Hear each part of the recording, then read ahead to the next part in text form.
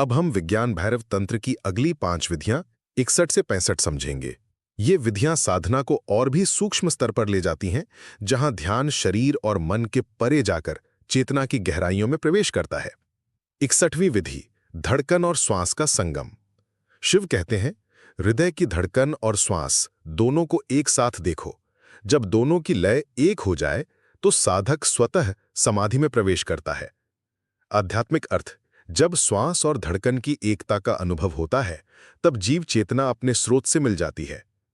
मनोवैज्ञानिक दृष्टि, इसे कार्डियो रेस्पिरेटरी सिंक्रोनाइजेशन कहा जाता है। जब सांस और दिल की धड़कन तालमेल में होती है तो नर्वस सिस्टम में सामंजस्य आता है और मन शांत होता है। प्रयोग, श्वास लेते हुए धड़कन की गिनती करें, जैसे 4 धड़कन में श्वास लेना, 4 में छोड़ना। 62वीं विधि, आंतरिक नाद यानी ध्वनि पर ध्यान। शिव कहते हैं, जब भीतर कान लगाकर सुनो तो एक सूक्ष्म ध्वनि उठती है, उस ध्वनि पर टिक जाओ, वही तुम्हें अनाहत नाद की ओर ले जाएगी। आध्यात्मिक अर्थ, ये ध्वनि किसी बाहरी स्रोत से नहीं आती, ये आत्मा का संगीत है। मनोवैज्ञानिक दृष्टि, मॉडर्न साइकोलॉजी इसे ऑडिटरी इमेजरी मेडिटेशन से जोड़ती है।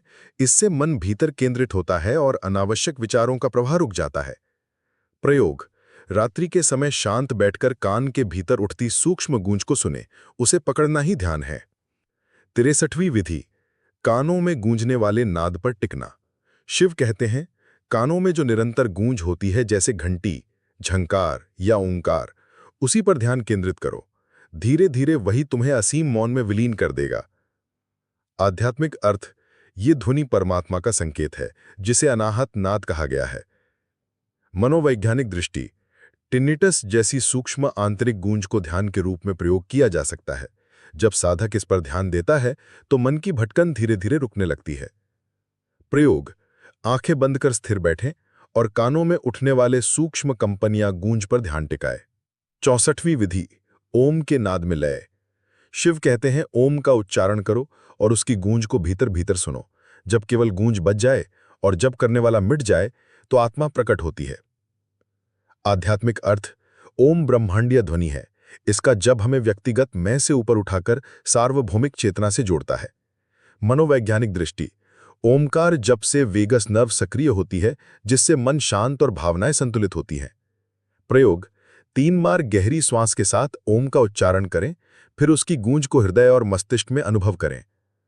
65वीं विधि, ध्वनि के अंत में मौन को पकड़ना।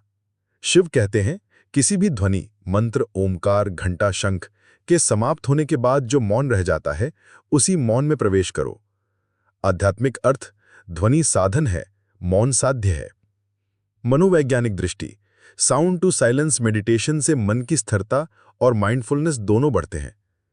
प्रयोग, कोई भी ध्वनि जैसे घंटा बजाओ, फिर उसकी गूंज मिटते ही जो मौन रह जाए उस मौन में टिके रहो। इन 5 विधियों में आप देखेंगे कि शिव ने ध्वनि और मौन को साधना का आधार बनाया है। ध्वनि से मौन में जाना ही वास्तविक ध्यान है।